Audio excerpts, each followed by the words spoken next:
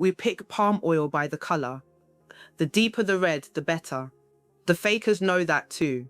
The UK's food safety regulator caught cheap oil dyed that exact red with an industrial dye. Our own test turned against us. That's a real recall, and it's not the only one. I went through the food safety alerts, the custom seizures, and the import records for the products that travel from back home to our stores abroad. And the same 4 tricks keep coming up. Welcome back to Mama Health, where we check the receipts before they go in the basket. By the end, you'll know exactly how the food gets tampered with, which products got flagged, and 4 things you can check on any pack in under a minute before you pay. One thing before we follow that bottle. Everything here is public research and my own opinion. Not medical advice, not legal advice.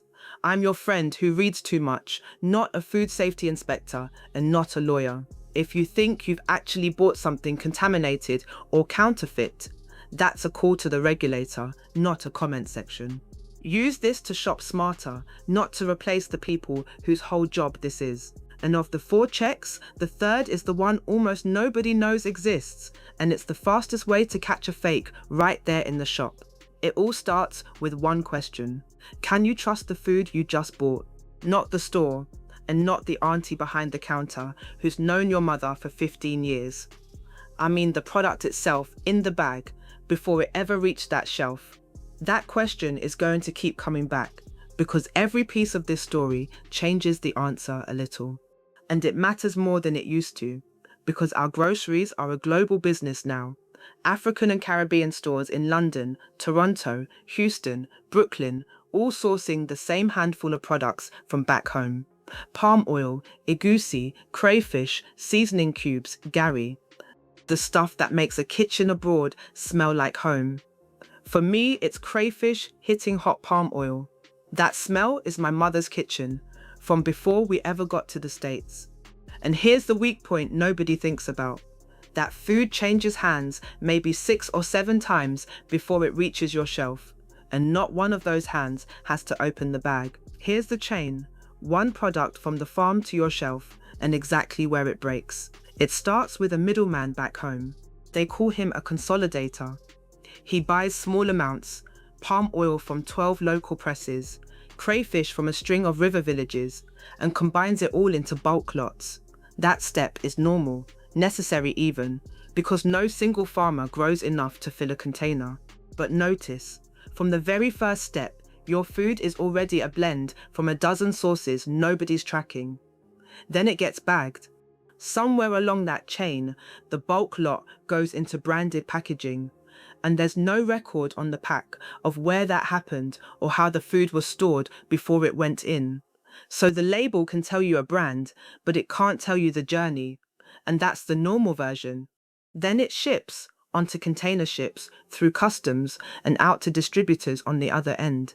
Those distributors sell to the stores, and the store is usually one owner, a small business, buying from a couple of wholesalers they trust, because that's how it's always worked. Count the handoffs: consolidator, bagger, shipper, customs, distributor, wholesaler, store.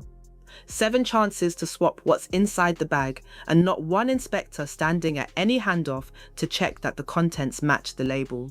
The whole thing runs on trust. And trust is free to exploit when someone upstream wants to cut costs. So, can you trust the food you just bought? Right now the answer is, it depends whose hands it passed through, and you can't see whose hands those were, yet. And the trick is different for every product. 4 of them keep showing up in the records. Counterfeit seasoning cubes. Maggi and similar bouillon cubes are among the most faked food products moving between back home and our stores abroad.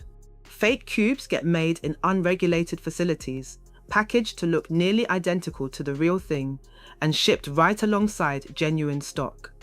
In one operation, regulators seized 24 cartons of expired and counterfeit Maggi stock in a single raid valued at over 4 million naira. Somebody looked at a stock cube and decided it was worth building a factory to fake. And they were right. Can you trust the food you just bought? If it's a seasoning cube, maybe not. And the risk isn't just weaker flavor.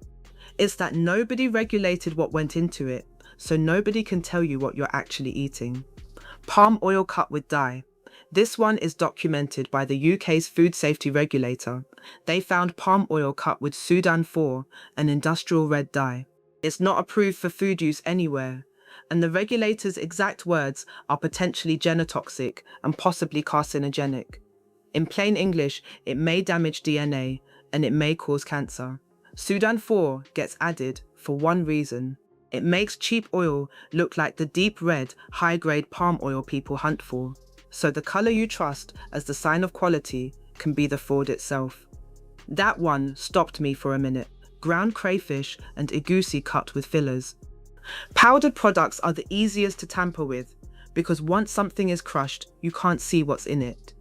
Cheaper starches, husks, sometimes other cheaper seeds, ground in to pad out the weight. One study of Egusi powder sold in open markets even found grit, actual siliceous material, worked into the mix. So you're paying crayfish prices for something that's only part crayfish and sometimes part sand. Expired goods, relabeled, the simplest fraud of all. Take stock that's past its date, print a new label, sell it again. No chemistry, no factory. The whole operation is a sticker. And notice what all four have in common. None of them need the corner store owner to be in on it. And that matters, because it would be easy to walk out of this angry at the wrong person. So let me be direct. The auntie running the shop near you did not counterfeit that Maggi cube, and she did not dye that palm oil. In almost every documented case, small store owners abroad are buying in good faith with no lab and no way to test what arrives. Their wholesalers sit several links away from wherever the tampering happened. They're inside the same broken chain you are, just one step earlier. The villain is the counterfeiter or consolidator upstream who found a gap with no inspector in it, and the system that never put testing at any of those handoffs. Nobody in that chain wrote a memo saying let's hurt our own people.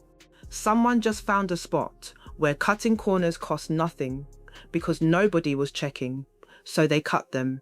And everyone downstream carried the risk without ever being told. That distinction tells you where to put your energy, not into boycotting the store on your corner, but into checking what's actually inside the bag and backing the stores and brands that make checking easy. Can you trust the food you just bought? You can find out with 4 checks before the bag ever leaves the shop. Check 1, the batch code.